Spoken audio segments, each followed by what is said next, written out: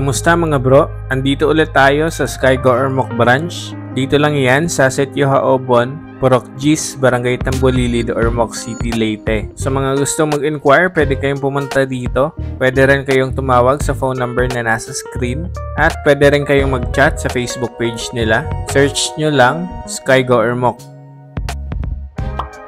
Ang i-review pala natin ngayon ay ang Arrow 150. Isang classic Italian-inspired scooter na galing kay Monarch. Unang inilaunch ito sa Cebu last May 2024 at ito yung unang batch na dumating dito sa Ormoc. So wag na nating patagalin, tara at ikutan na natin to. Okay, sa headlight muna tayo. Nakabalot pa ng plastic yan. LED na to lahat. Itong low tsaka high niya.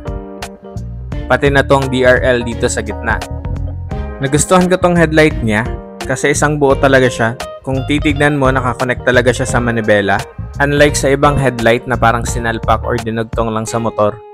Hawig niya rin yung design ng Tempest 250. Sa mga di pa nakapanood sa vlog natin sa motor na yon, pwede nyong itap or click yung link sa taas. Nandito sa baba yung signal lights niya mga bro.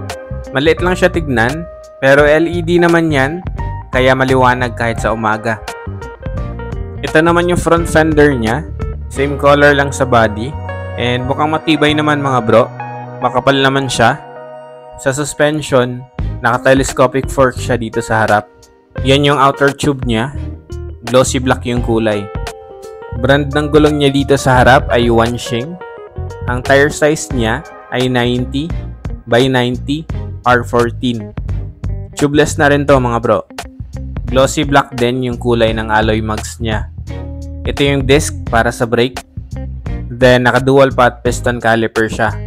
Yung leg shield niya, naaalala ko dito yung sa Honda Cub. Mas makapal nga lang to. Talagang modern classic yung dating niya. Classic yung design, pero with modern features na. Meron siyang logo dito ni Monarch, pero sa kabilang side wala yan. Ito yung side stand niya mga bro. Medyo may katigasan nga lang, pero lalambot naman to katagalan. Then, yan yung center stand niya. Isa sa mga special sa motor na to ay itong footrest niya.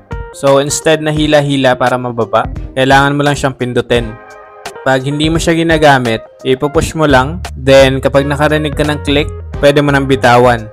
At kung gusto mo namang ilabas yan, ipupush mo lang ulit, at pagkarinig mo ng click, bibitawan mo na para bumaba siya. Naka-two-tone naman yung kulay ng fairings niya dito. Sa taas, dark gray siya. Then dito sa baba, silver naman.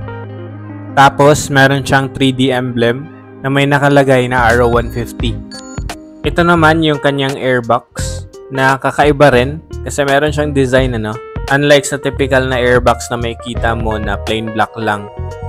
Sa baba niya nandito yung crankcase cover para sa CVT niya at may naka-engrave dito na Monarch. Suspension sa likod, naka-monoshock siya at non-adjustable.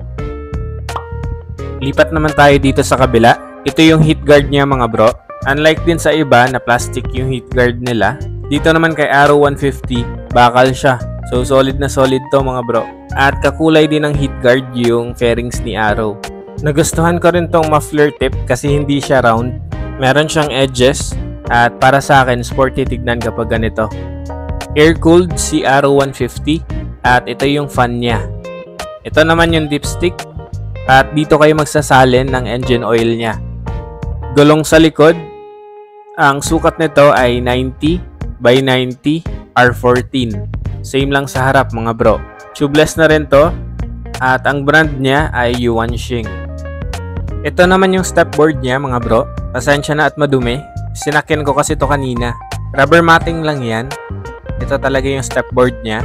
At dito rin nakalagay sa ilalim yung battery. Nagandahan talaga ako sa design ng matting na to. And naglagay pa sila ng logo ng Monarch dito sa gitna. May extension din yung footboard niya. In case mapagod kayo sa biyahe or kapag may dala kayo at may nakalagay dyan sa gitna ng stepboard mo, pwede mong i-extend yung mga paa mo dito. Meron siyang hook dito na pwede mong itago kapag hindi mo ginagamit. Magandang feature to para sa akin para hindi siya sagabal kung wala ka namang isasabit. May maliit na compartment din siya dito. Ayan, maliliit na bagay lang talaga yung pwede mong ilagay. Meron din yung bukasan sa kabilang side and tagos lang yan dun. So ayan siya. Sa totoo lang, di ko alam kung may ibang purpose ba to or sadyang storage lang talaga siya. Pero comment kayo sa baba mga bro kung may idea kayo. Isa pa sa mga unique na design na meron to ay itong taillight. Letter M or yung logo ng Monarch yung design niya. First time ko makita ng ganito and LED na rin pala siya. Naka-integrated LED signal lights na rin siya at kitang-kita yan ang mga nakasunod sa'yo kahit dito sa gilid. Ito yung cute na fender niya dito sa likod. Meron na rin siyang plate light, LED rin ang ilaw niyan. May reflector siya sa baba at ito yung plate holder niya. Naka-split grab bar si Arrow 150 at glossy silver yung kulay nito. Napaka-premium niya tignan at hawakan mga bro. At ganun din dito sa upuan niya. Brown yung kulay ng seat cover niya at halatang hindi tinipid to mga bro. Makapal din yung foam dito sa angkas tsaka sa driver. At meron siyang mga stitching dito mga bro, pangdagdag forma. Pagbukas mo ng upuan, eto siya. Nandito yung gas tank niya at base kay Monarch, meron tong tank capacity na 7 liters. So malayo-layo yung pwede mong biyahiin bago ka makapagpagas ulit. Sa U-Box naman, 20 liters ang capacity nito. Meron siyang kasamang bolt para sa plate number. Kung titignan mo yung U-Box niya, hindi siya kalakihan. So I doubt may magkakasya dito na helmet. Pero kaya naman niya mag-accommodate ng mga gamit like mga papel or mga gadgets mo. Wala din siyang helmet hook, kaya kailangan mong dalhin yung helmet mo tuwing magpo-park ka. Sa kabilang side ng upuan, plain lang din siya. Wala siyang lalagyanan ng tools or kahit ano. Bago tayo pumunta sa manibela niya, pag-usapan muna natin tong remote. So dito sa likod, meron siyang logo ni Monarch. Sa harap naman niya, meron siyang 3 buttons. Itong nasa taas, ito yung answer back button niya. Itong pangalawa is yung alarm. At itong pinakababa naman, ito yung pipindutin mo bago mo maikot yung knob doon sa harap ng motor. Meron pala tong emergency key at unlike sa ibang mga brand na yung emergency key nila is ginagamit lang pang bukas ng U-Box, dito kay Arrow 150, pwede mo siyang gamitin para mapaandar talaga yung motor. Kaya less hassle to kapag naubusan ng battery yung remote mo at wala kang dalang extra or pamalit. Ito yung emergency key niya mga bro at para matanggal yan, kailangan mo tong pindutin tong nasa kabila. Kapag napindot mo na, lalabas na konti yung ulo ng susi, tapos hihilain mo na lang. Ito yung itsura niya mga bro.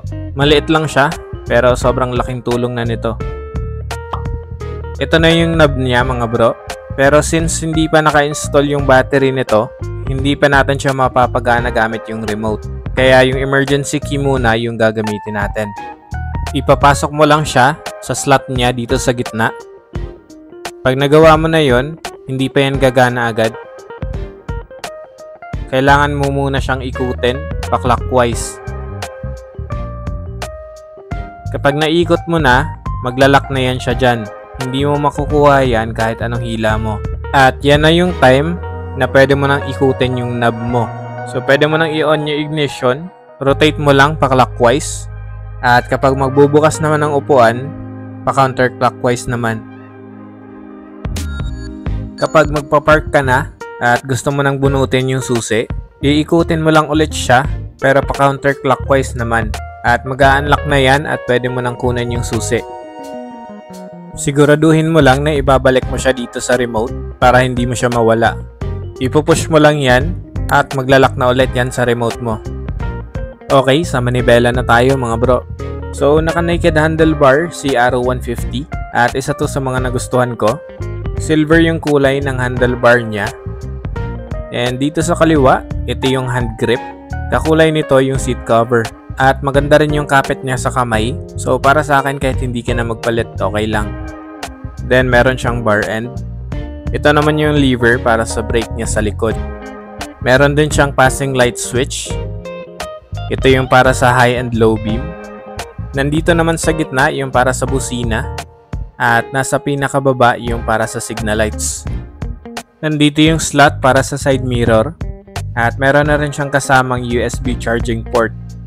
Sa kabila naman, ito yung hand grip, bar end, lever para sa front brake, slot sa side mirror, at brake fluid reservoir. Gusto ko pala itong mga ganitong design, yung transparent para kitang-kita yung brake fluid mo sa loob.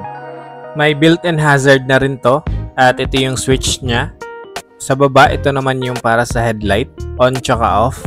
Yung DRL niya is naka-on na palagi. Sa pinakababa, ito yung para sa push start. Dito sa gitna, ito naman yung panel gauge niya mga bro. Covered pa yan ng plastic, fully digital na rin yan. And pasensya na kung hindi ko mapapakita sa inyo yung itsura niya kapag naka-on. Wala pa kasing battery to or hindi pa activated tong unit. Okay, so dito na tayo sa pinakapaboritong tanong ng lahat. Magkano nga ba si Arrow 150? So, ang SRP niya ay 77,000. Meron siyang down payment na 3,000. Sa 36 months, ang babayaran nyo buwan-buwan ay 3,931. Sa 24 months naman, 4,382. Sa 12 months naman, 5,070. Kapag nagbayad kayo on or before sa due date nyo, meron kayong rebate na 200 pesos. Sa freebies, meron siyang helmet. I-flash ko sa screen yung itsura ng free helmet niya. Then may kasama rin siyang sweatshirt, tools, at 3 years LTO registration.